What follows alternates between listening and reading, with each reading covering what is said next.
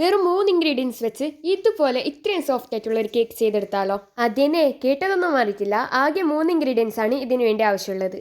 അതിനുവേണ്ടി ഞാൻ ഇവിടെ റൂം ടെമ്പറേച്ചറിലുള്ള 3 മുട്ടയും 1 ടീസ്പൂൺ വാനില എസൻസും ഇട്ട് ഒന്ന് ബീറ്റ് ചെയ്തെടുക്കുന്നുണ്ട്.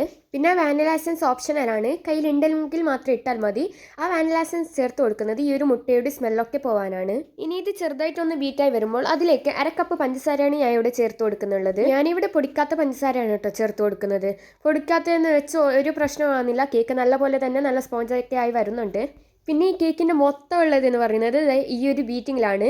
മുട്ട നല്ലതുപോലെ പൊങ്ങി വരുന്നത്, നല്ല ഫ്ലഫി ആവുന്നത് വരെ തന്നെ ബീറ്റ് ചെയ്തെടുക്കുക. അപ്പോൾ ഇതേ മുട്ട ഇവിടെ നല്ലപോലെ ഫ്ലഫി ആയി വന്നിട്ടുണ്ട്. ഇനി ഇതിലേക്ക് ആകെ വേണ്ടെന്ന് പറയുന്നത് 1 കപ്പ് മൈദയാണ്. സോറി, 1 കപ്പല്ല, 3/4 കപ്പോളം മൈദയാണ്. ഇത് വിസ്കോ സ്പാച്ചുല വെച്ച് ഒരു ഡയറക്ഷനിലേക്ക് തന്നെ മിക്സ് ചെയ്തെടുക്കുക. പിന്നെ ഈ ചെയ്യുന്ന സമയത്ത് നല്ല സ്ലോ ആയിട്ട് വേണം ചെയ്യാൻ. ഞാൻ ഇത് 10x സ്പീഡിലിട്ടിട്ടാണ് കാണിക്കുന്നുള്ളത്. ഈ മുട്ട താന്നു പോവാതെ തന്നെ ഒന്ന് മിക്സ് ചെയ്തെടുക്കുക. ശേഷം ഞാൻ ഇതൊരു 7 ഇഞ്ചിൻ്റെ ഒരു ബേക്കിംഗ് ട്രേയിലേക്കാണ് ഒഴിച്ച് കൊടുക്കുന്നുള്ളത്.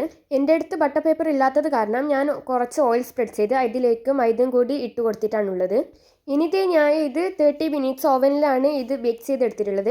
നിങ്ങൾക്ക് വേണമെങ്കിൽ ഗ്യാസ് സ്റ്റൗവിലും ചെയ്യാം കേട്ടോ, ഒരു പ്രശ്നവും ഇല്ല. ഇതുപോലെ തന്നെ നല്ല സോഫ്റ്റ് ആയി തന്നെ കേക്ക് കിട്ടുന്നതായിരിക്കും. അപ്പോൾ ഇത് കേക്ക് ഇവിടെ നല്ലപോലെ റെഡി ആയിട്ടുണ്ട്. ഇത് കണ്ടാൽ ആരെങ്കിലും പറയാം വെറും 3 ചേരുവ വെച്ച് ചെയ്തതാണ്.